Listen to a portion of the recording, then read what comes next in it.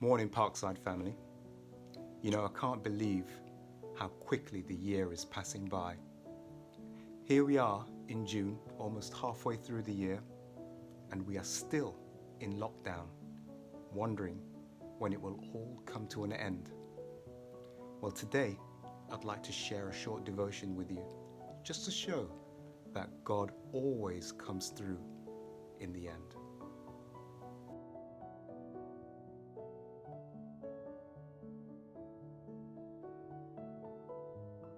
It wasn't that long ago during this lockdown pandemic that we witnessed food shortages and panic buying to try and prepare for what seemed like an indefinite time of self-isolation and social distancing. I remember as I tried to do the weekly shop and seeing the shelves just stripped bare. It was unbelievable.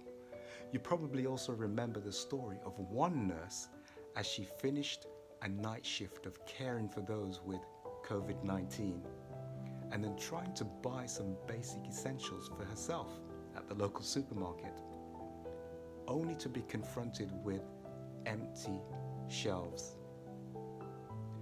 For many of us, this lockdown experience was a first. Naturally, it was a time of fear and anxiety. There's a similar story in the second book of Kings, chapter 7, where the people of Samaria had been taken over by the Aramean army to the point where food was so scarce that they had to resort to cannibalism, buying donkey's head for food, and, dare I even say, bird droppings. Desperate measures in adverse situations. And that's if you're fortunate enough not to be sick.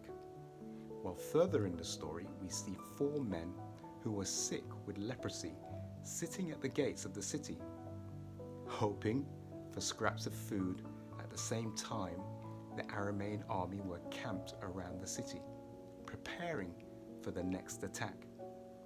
You could say they were caught between a rock and a hard place. Kind of reminds me of the situation when the children of Israel faced the Red Sea experience. As we know, God comes through just when they thought there was no hope of escape from the Egyptian army. In the case of the 4 lepers, they resigned themselves to the fact that they were going to die, either from starvation, the leprosy, or by the sword of the Aramean army.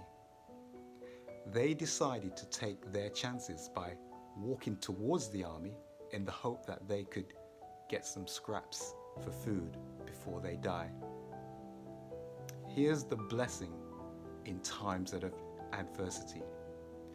God confuses the Aramean army with the sound of an opposing army, causing them to run from the camp, leaving everything behind: food, clothes, riches, everything.